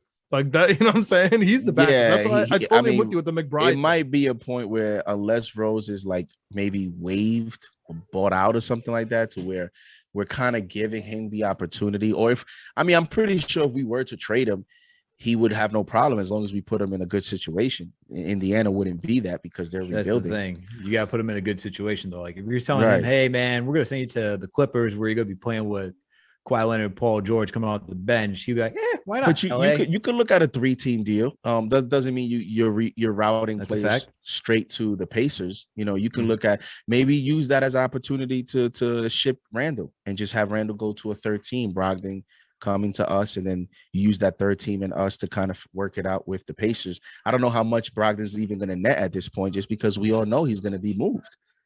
Right? They have Halliburton. They have Duarte at the guard. Yeah. So I think their backcourt is set for the future. I don't even know what TJ Warren's doing out there. Is he still out there too? Like I heard he's healthy, but they're just gonna sit him out for the season and have him come back next season. So that's another guy there. You have Buddy Hield on that team, so they're pretty much set. So Brogdon again, because I know Knicks fans they go crazy when you say something. Brogdon to me is more. I'm using him as an asset more than the answer. Sexton to me is the home run pick. Brunson to me would be, we swung for Donovan Mitchell. We swung for Colin Sexton. We couldn't get any of those guys. Brunson is more of the safe pick. It is what it is. So Mitchell's your dream pick. My dream player to come on the Knicks? Dream player? If I had to pick future dream? Like a semi-real, like a semi-realistic. But like obviously a dream. A dream on this team to me would be Devin Booker. Okay. If he wins a chip, that would be tough. He's going to be there with Chris Paul. But my angle in terms of one day maybe making it realistic is I think him or Donovan Mitchell, you're talking about two years from now. Yeah. I think you're looking at 2 years from now. I don't think Mitchell's coming here this offseason. So I think you're looking 2 years from now. They both have long-term contracts. And then how do the Suns look 2 years from now when potentially Chris Paul is not in the league? Sure. And how does that look? So, but I would say Mitchell and Zion Williamson are the two guys that are have more of a path to the Knicks, especially Zion Williamson. But Zion Williamson is not a dream option to me. Yeah. I would go Booker. I would go Donovan Mitchell as my top two options. I can agree with that. But sticking with the guards, my guy's been Jalen Brunson this entire time. I mean, there's a whole podcast that we have where I'm just going off on just saying why I want. You're giving him Fred VanVleet money? I'd give him 80. I'd give him 80, 85. I think he's a solid, good. I think he can, because watching Brunson and seeing him how he's able to play next to Luka is just really inspiring. He's not going to be. And all three of them on the court at the same time, sharing a ball. Yeah. That Nets game was just phenomenal how they all played together. But looking at Brunson and that he's able to be a steady hand, you're at least getting double digits out of him, which is why I'm not so high on Tyus Jones. He's good as a backup point guard. He comes in when Ja's not there, and Ja's just tiring out anybody because he plays most of the time. And it's like, all right, it's like that another NFL reference. The change of pace back. He's legitimately a change of pace back. You're like, oh wow, I'm going from 100 miles to this steady guy who great turnover to assist ratio, not efficient scorer. He's not going to impose as well on you. He's going to take the shot that's just right for him. And that's cool and all, but that sounds very backup-ish than it is starting point guard. Let me go get my 14 real quick. Jalen Brunson's just gone out there and I'm about to get mine right now. And I can get to my spots. And the fact that he's a 50% shooter from the field for a 6-foot point guard and can still shoot close to 40% from three, offensively, that is very intriguing to me. And I still think there's a little bit more, just a tiny bit more upside, but his floor is just so good enough where I just, on this team, for someone to play the point guard position, just to be consistent, level-headed, just that. He's nothing crazy. He's going to be a steady hand. He can get his. That's all I need. Tyus Jones. I'd be right. I feel like Tyus Jones, that's a lot of even I wanted campaign last season, but my thought process was, he played with Chris Paul. There's some mentorship there that maybe we can tap into by playing with Chris Paul. Tyus Jones that's a risk. Like you're that is high upside. Like you're hoping for. There's no and you potential. fought for it his last game, he had 16 points, 10 assists, no turnovers. So I know his agent is highlighting that game like, yeah, this guy can be a starter. And I look at him and he only had his highest game. He's only done it once, going over 20 points once this season, which Brunson's done it more than once. He's even touched 30 once. Brunson at least touched 30 once this season. Tyus Jones' game high was 27 this season. He's only topped over 20 points once. Those type of guys could work best with RJ, though, because like this season, Tyus Jones as a starter this season is averaging 12 points, 6.8 assists, 3.2 rebounds. 17 games this year he started. Those are solid numbers for a starter. And with him and Brunson, like those kind of those type of players, steady players, you know what you're gonna get. Listen, if RJ is going to be what we're seeing, and he's going to be an integral part of the offense, he's going to be a focus, then maybe you don't need such a dynamic, point guard. And when we talk about pure point guards, that's a dying breed anyways. And then we look around the NBA, who's really a pure point guard? Who's Jason Kidd around the NBA other than Chris Paul? Like, who really is that? Yeah. Is Steph Curry a pure point guard? Steph Curry's not a pure point guard. It's crazy. That's a fact. But and the thing is, too, Brunson, the way I look at it is that he can play on and off ball. Tyus is an on-ball guy. Like he needs to have the ball, and like that. You want to talk about a traditional point guard? It's like he brings it up, he passes it, does the whole thing. Jalen Brunson, like he plays next to Luka. Luka's a high usage player. It's like, all right, bro, you go do yours, I'll go do mine. I think that's more flexible for today's NBA, and that's why I like Brunson the most. Brogdon's cool. I'm not against Brogdon. It's just more of an injury concern thing. Yep. Like 100%. I can't do that. We were just talking about wide receivers for the Jets, and John asked me about Will Fuller. Like what I think. I was like, oh, cool. So I get him for 3/4 of the season. I'm going to be asking, hey, I just paid this guy, and then he pulls a hamstring. Exactly. Run so fast, he pulls a hamstring. Yeah. No thanks. And then Colin Sexton. Come on, dude. Sexton injury's tough though. The Sexton. No. But here's my thing with Colin Sexton, because JD point like the potential flipping of Colin Sexton, because Colin Sexton's an efficient scorer, high scoring guard. Like I wouldn't call him a true point, but the thing that intrigues me about him is that before his injury, this kid averages 16 drives per game. Like you want to talk adding him and RJ as like relentless drivers attacking downhill, and RJ's starting to get better at finishing. Sexton's a really good finisher. Like for a guard. You add that's different. That's the intriguing part of Colin Sexton. Although my one concern with Sexton is that can he pass? Like, can he like take off the blinders and play like an off-ball role? Like who's getting it to Colin Sexton, right? Because there's going to be that disconnect. That's where I think last season I said if we got Colin Sexton and Lonzo Ball to go with RJ, that's fun because you can just give the ball to Lonzo and then you'd be like, yo, Colin, do your thing. Yo, RJ, go do your thing. We'll get it too because we got someone who can figure it out. If you put both of them, I need somebody else to connect those two guys to make them like the efficient version I could see of both of them on the team. That's my thing. Fair enough, man. Fair enough. I'm with you guys for the most part. I'm kind of with both of you guys here. If you're asking me for a dream scenario, I'm just trading. I'm not trading for Brogdon, dude. Like if I'm making a trade like with my guys, I'm not calling Brogdon. I'm calling Donovan Mitchell. I'm calling the Jazz. I'm giving them Randle. I'm giving them Fournier to hook up with Gobert. I'm giving them IQ, and I'm giving them 3 first-round picks. Like that's what I'm doing. If they want Grimes, they can have him. I'll take the Rudy Gay contract, no problem. Mike Conley contract, if you don't want it, give it to me. Right? Like that's how I'm rolling with it. If we don't get that dream scenario, for me, it's easily a Mitch Robinson for Jalen Brunson, straight up trade.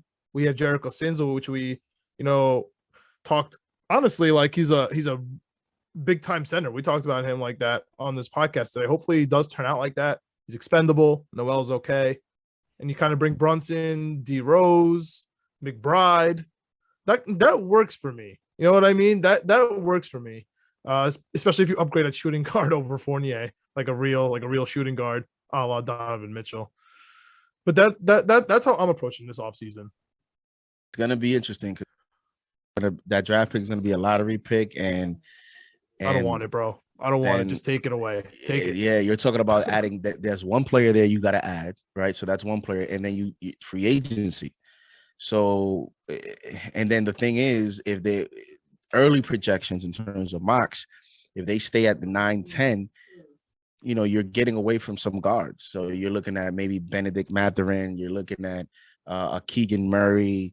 Some people say Ty Washington. I'm running away, but you're looking at adding a guard wing, but then you're going into free agency needing another guard. So it's like, how many can you have? Rose is back, McBride, IQ. It's going to be an interesting offseason. The shocking thing was, I think we've all said, is that the fact that this team took 4 rookies last season, I did not see that coming. That's what I'm saying. That's why Rokas doesn't want to come back. I don't blame him. I don't think he has a choice, to be honest with you. That's why he decided to stay in Europe next year. He said it. He's like, yo, I want to play minutes, man. Tibbs? Nah, I'm not getting minutes there. He's right. He's right. Oh, man. All right. Let's do this real quick and then get into some football talk. Let's talk about the upcoming schedule. Easy. Because W's. Easy. W's, baby. W's. Eric John Spoelstra's throwing his clipboard at Jimmy Butler, and Kyle Lowry's acting like his parents are fighting when they're on the court, bro. We better beat the Heat. I don't care who's playing. Welcome to this podcast. John is the resident optimist.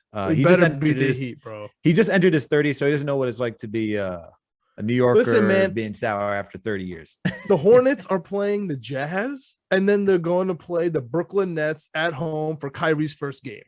And then they're coming back to playing the Knicks. Like, I'm just letting you know, like, there is a scenario here where we're not completely dead and out. And all we have to do right now, one game at a time, just beat the Heat, who are they're having drama, bro. There's some drama there in Miami. It doesn't even have to do with us. We're looking good and they're looking bad. That's all I'm gonna say. All right, John. So let's make this fun. Let's go up to the next Hornets game. So we got 4 games. We got Miami this Friday. We got Detroit on Sunday, Chicago on Monday, Charlotte on Wednesday. What are you thinking? If Alex Caruso's playing, I'll go 3-1. If Alex Caruso's not playing, give me the damn 4-0, bro. Give me the kids that we have a new swag. All of a sudden, Obi Toppin hasn't played all year. He's the healthiest guy on the whole floor, right? Like, Derek Wilson hasn't played all year. McBride, these players, like, we've been crying because they haven't played all year long. Here it is. Like, for me, the fact that the Hornets are like playing Isaiah Thomas real minutes, like, says it all for me. So just for the next 4 games. If Caruso's Isaiah playing, Thomas out here, I'll take the 3-1. But if I'm looking at 4-0, bro, just give me the damn 4-0, please. For the love of God. JD, what Jazz, next 4 games? Jazz, Brooklyn for Kyrie's first game, off to Denver, and then you got the Knicks. Like, come on, bro. We're doing the Knicks next 4 games. Yeah, right? yeah. I'm just saying, but like, I'm just saying, this is where it's coming from. Like, I have to just see it all come together. All right, they're losing against the Heat. I mean, if you guys saw Butler fighting with Spo and all that stuff, I think that'll motivate them somehow. Maybe not, but I have them losing against the Heat. They'll beat Detroit. That Chicago game is different. I know. That's what I'm saying. Really interesting. I can see. I'm going 2-2 on the safe side. There's upside for 3-1 with these kids. There's upside. That's what I'm saying. And then that's the Hornets game, man. I think they beat Detroit, and they definitely win one of those next 2 games, Charlotte or Chicago, because they're both going to be home. And after this road trip, especially coming off a potential win in Detroit as the last game of the road trip, going into the Garden, there's going to be some fans going to be hyped, the kids, blah, blah, blah. So that'll be some energy there. And then I think they'll be ready to play against the Bulls. That'll be an interesting game. But Fred Katz just reported that Julius Randle and Mitchell Robinson are upgraded to questionable for tomorrow's game. Uh-oh. Breaking news. A little breaking news. I don't mind the Mitchell Robinson part. There's another part there that I'm like, uh-oh. I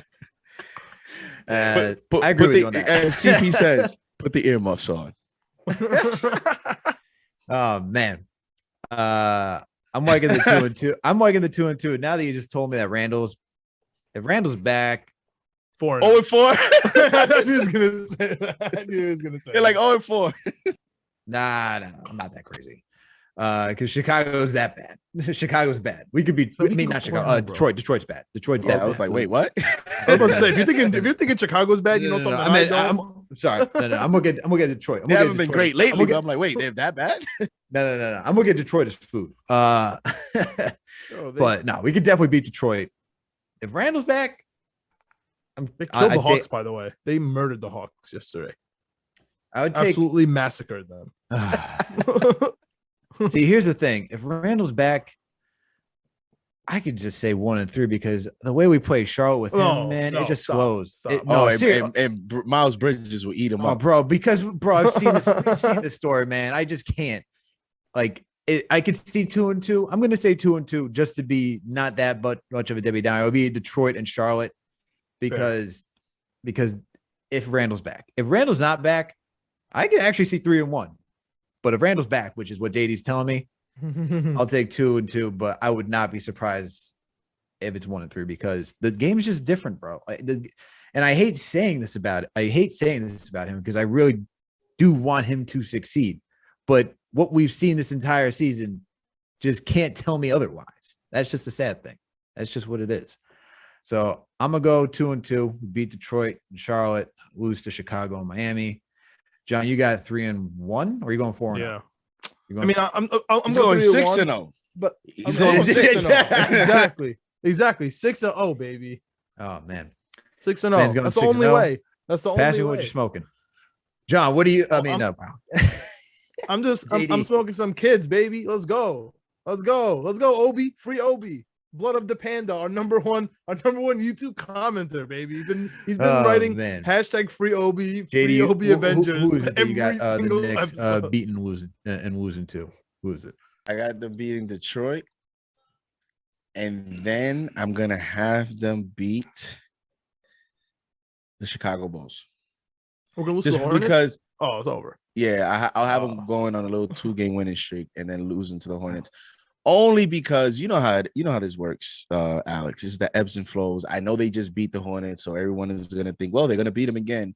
But it's just like the Hawks. The Knicks are 3-0 against the Hawks. They're gonna beat them again on TNT, and it's just the ebbs and flows of how it works. The team sees you a second time and they play better, leads to a win. So I'm just going with the law of averages. Not really any real analysis. I do think the Knicks have a better on paper chance of beating the Hornets than they do the Bulls. But I'm just gonna go with the law of averages and pick them to beat the Bulls instead, and lose to the Hornets. And that's the 2-2. Okay. All right, guys. Well, that covers up for this Knicks section. Now we can get into the NFL talk. If you made it to this long in the podcast, salute to you. We really appreciate you guys. So let's get into this NFL talk. Just because I know JD's dying to talk about it. We're Jets fans. He's a Giants fan. It's getting to talk to the other side. It's getting to talk to the New York City brethren of football team. So let's get this thing cracking. JD, we already know you made a lot of football analogies today. A lot of NFL analogies. I do it on Knicks Fan TV all the time. So what are you feeling, bro? What are you feeling for your Giants? Who do you want them to take in this draft, man? Let's pull back. Let's pull that back a little bit.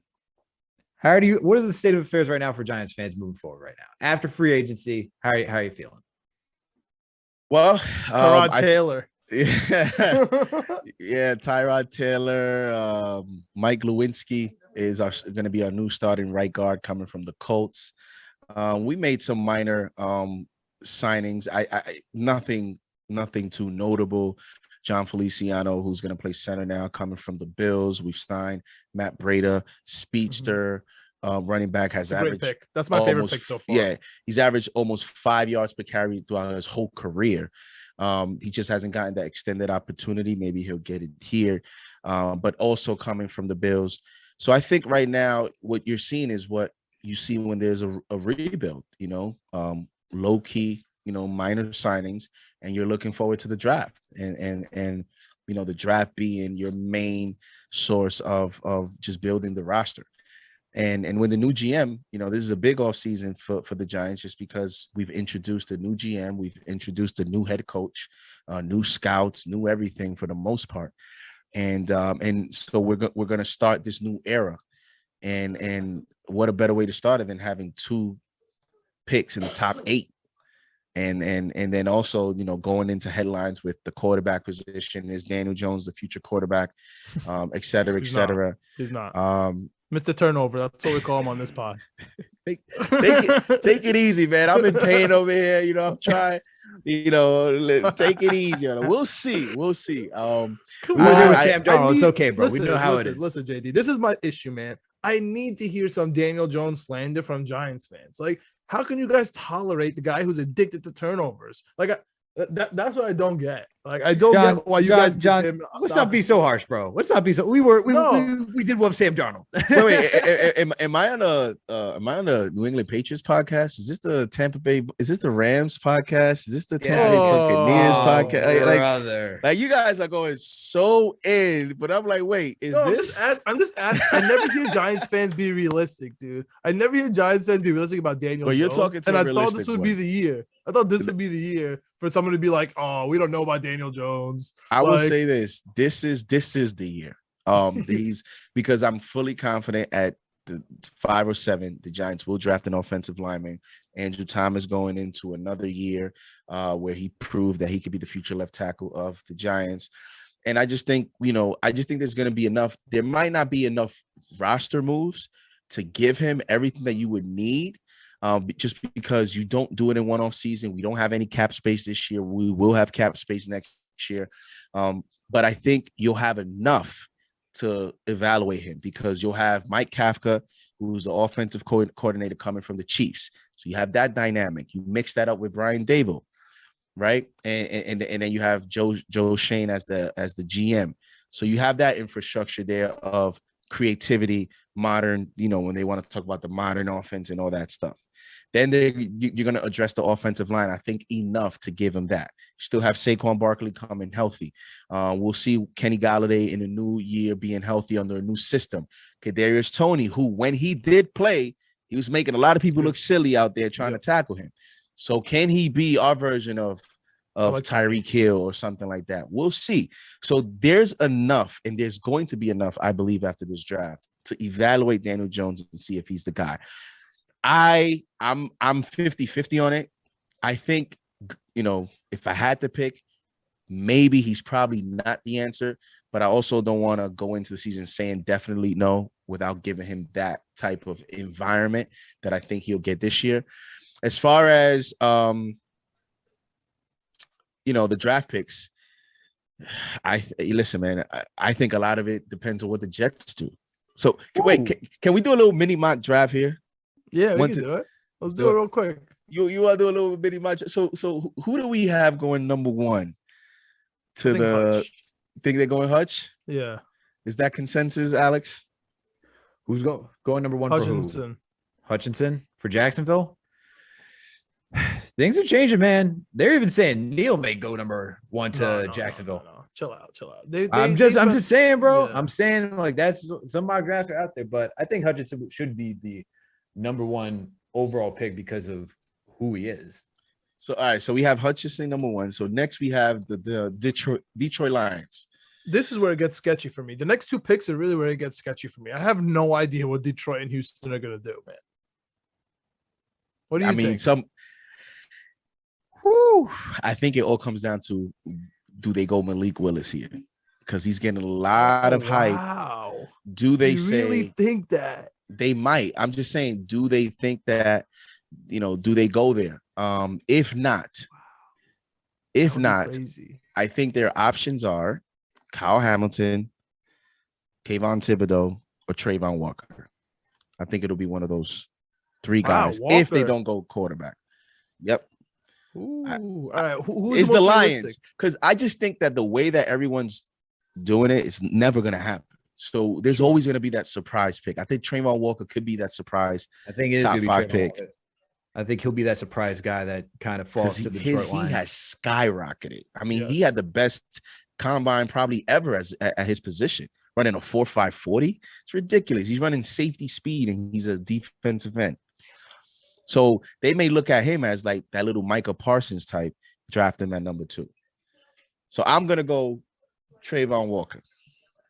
Wow. With the number 2 pick, defensive end like that, and not Kayvon? I think All they right. go with I'll who roll you with got? it. I'll roll with it. You got I'll roll with Kayvon? No, honestly, the Detroit Lions need everything.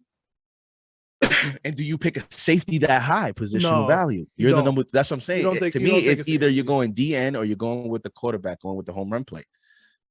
I could see the quarterback stuff just because they're paying so much to Goff. But if I'm them, dude, I'm taking Evan Neal. I'm just calling it a day because even if I'm wrong, it's okay because I took Evan Neal and he's an offensive tackle from Alabama, and you know I can't go wrong. That's if I'm them, that's what I'm doing, man. Or I can't believe that it's just hard for me to believe that like Malik Willis is now the guy. You know what I mean? He's not to me, but you know how this so works. weird. I know. Every I know. year, quarterbacks Ian get Rappaport said overdrafted. 2 quarterbacks in the top 10 now.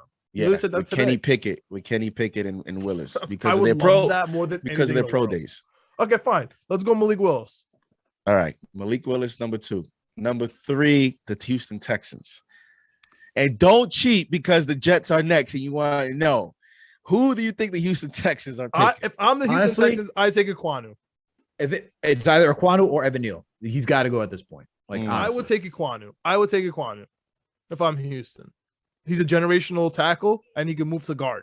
What else do you want? Let's go with that because I would under this scenario, I'm very interested to see what the Jets do if Ekwonu is picked before them. So let's go Ekwonu number 3. The New York This sucks. Jets This sucks. are on the clock. Yeah. Ooh, you got Evan Neal, you have Kayvon Thibodeau, you have Kyle Hamilton, Sauce Gardner. That's Gardner. the consensus. I don't know if you've been part of the Jets Twitter pool. We like to group think, right? So once one person says one thing, we all agree. Over the last week, it's been Gardner at 4. Like now the past it's Sauce week. Gardner at 4, right? So I think it's one of those 4 players. Who you going, Alex?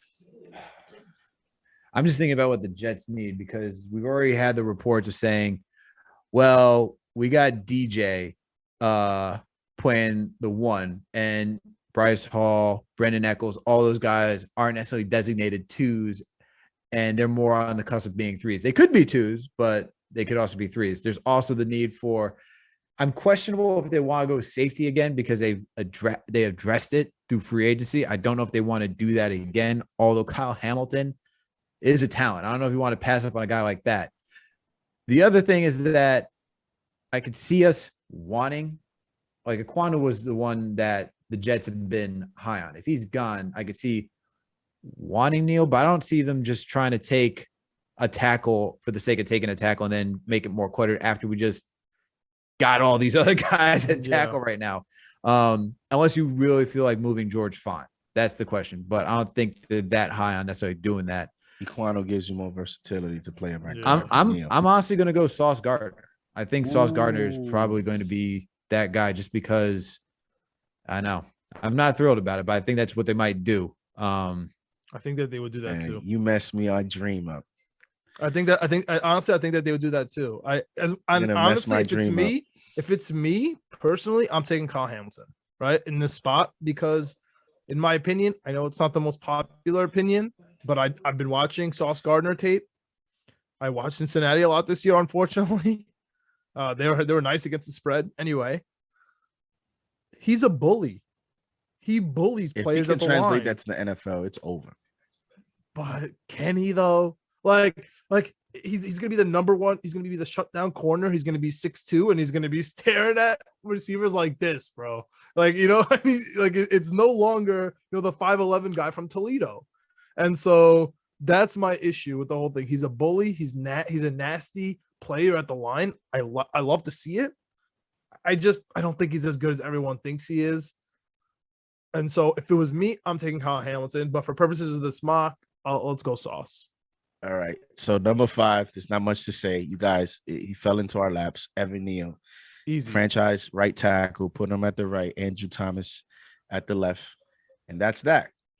That's easy. And number 6 with the Panthers, I think here they either go under this mock. They're going either Charles Cross, the tackle, or they're going Kenny Pickett, the quarterback. Mm-hmm. I think they got to go Charles Cross. What do you got? For me, for number 6, Yeah, I think Cross is the answer. I think he's a guy that really flew up within the last couple days. I mean, Pickett could be another guy that they can go if they want to like take a quarterback, because I'm not necessarily sure if they want to stick with Sam Darnold, but if you're taking Pickett, might as well just trade back at that point, honestly. But it's the Panthers. Panthers do stupid things, so I don't really care. I think Cross is the guy, and then in that case, your boy falls right into your lap, man. Trayvon Walker. Well, in this case, Are you taking Kyle Hamilton? I think, wow.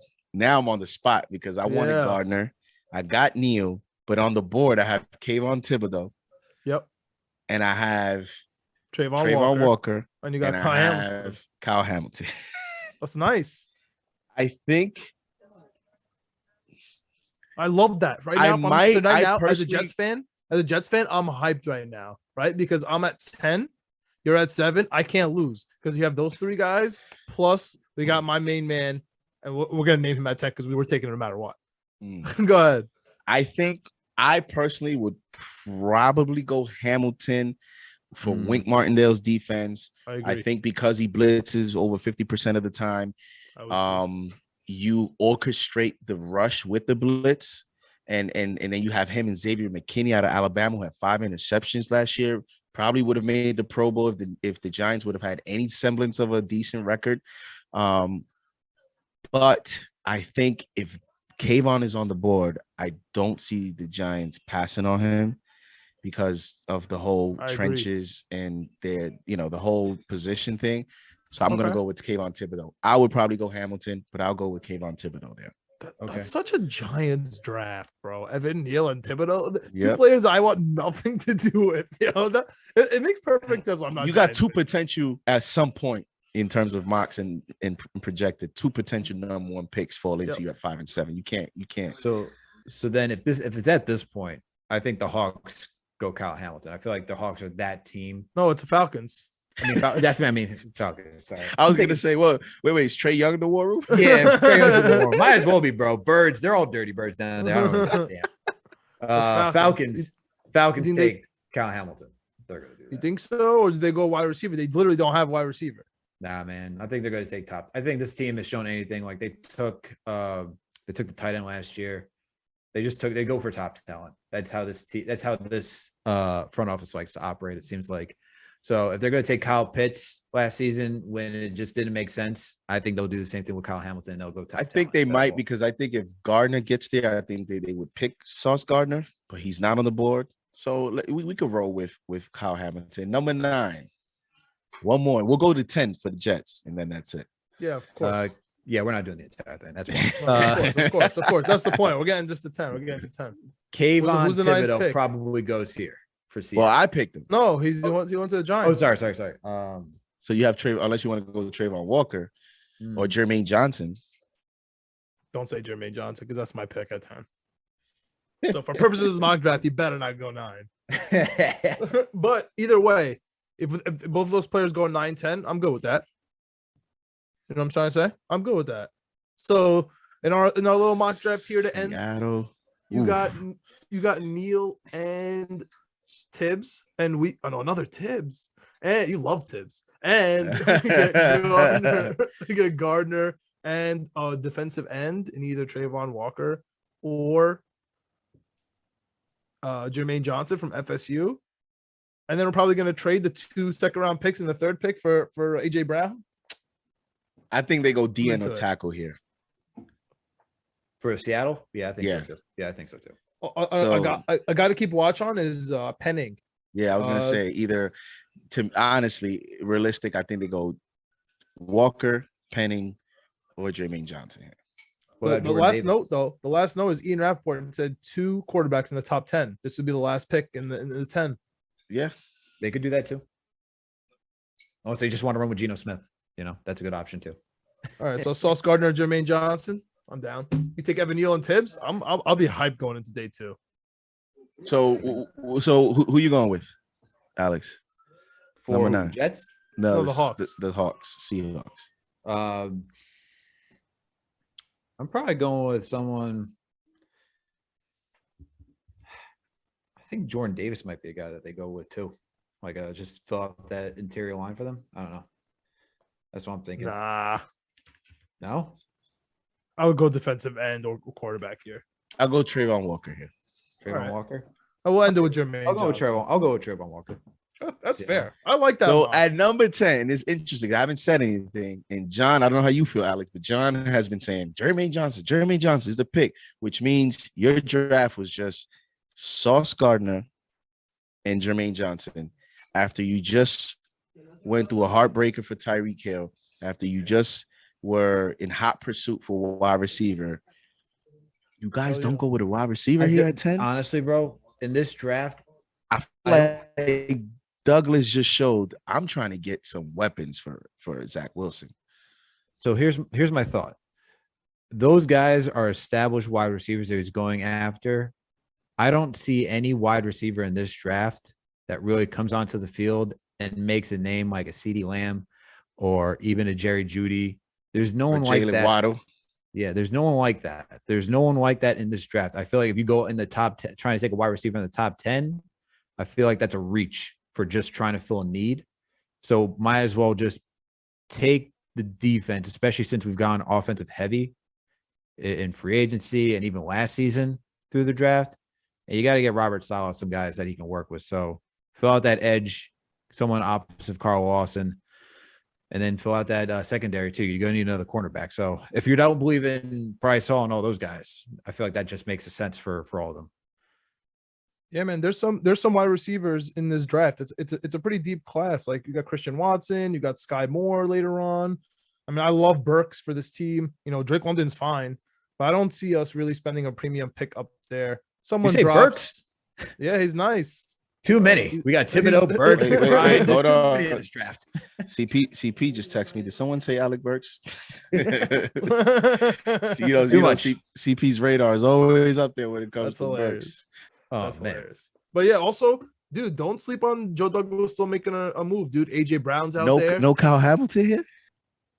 Well, he went to the Falcons. So Yeah. I love Kyle, dude. I love Kyle Hamilton, man. So we did not address the free safety. So you guys are saying Jermaine Johnson here? Hell yeah. That's an easy one for me. Interesting. Well, there you have it. There we Jermaine go. Johnson, Sauce Gardner, Evan Neal, Kayvon Thibodeau. There you go. have it. And Two the Zags Tibbs in the lost. state of New York. Look at that. And- Two and the Tibbs in the state of New York. And the Zags just lost, boys. Unbelievable. Oh, man. One with a motor Unbelievable. question and another one with a substitution question. Can't, of course. Oh, man. Yo, this is a good place to end it, guys. Yo, JD, thank you for coming on, my man. Appreciate it.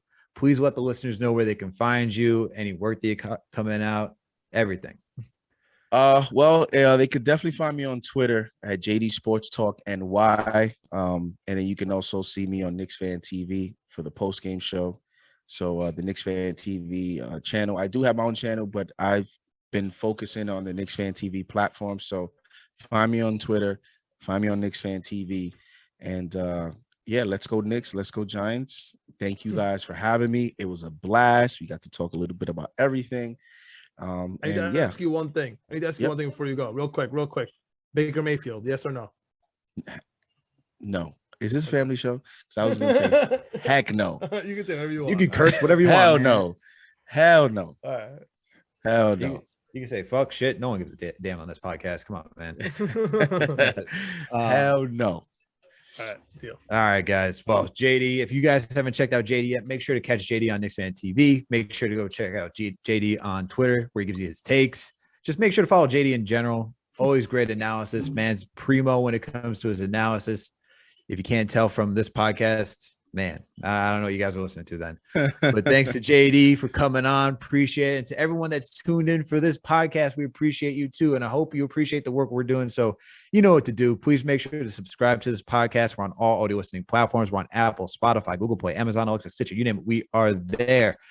If you listen to us on Spotify and Apple, please make sure to give us a 5-star rating. And if you listen to us on Apple, make sure to leave a comment. That just helps us out so greatly.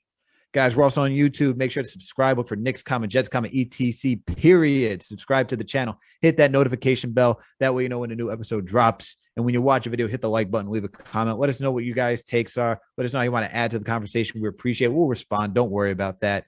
While you're over at the channel, we got Winning Picks Weekly. John, video producer Greg. They usually go down the NFL slate. They do some NBA action, whether it's on ESPN, NBA TV, all right, ABC, TNT. It don't matter. They'll place their bets no matter what. So make sure to check these guys out. But they just did March Madness with our guy Chip Murphy. So make sure to go check out the Sweet 16 and get all their takes over there. And last and certainly not least, and Zags just busted everyone's bracket. So just man. And last and certainly not least, yeah, I don't give a damn. My bracket was busted last week, bro. I don't even care anymore. Last and certainly not least, please make sure to follow us on all social media platforms. We're on Facebook, Twitter, Instagram, TikTok, you name it, we are there. Once again, thank you for JD for hopping on the podcast, and thank you for all listening. We out. Let's go Knicks.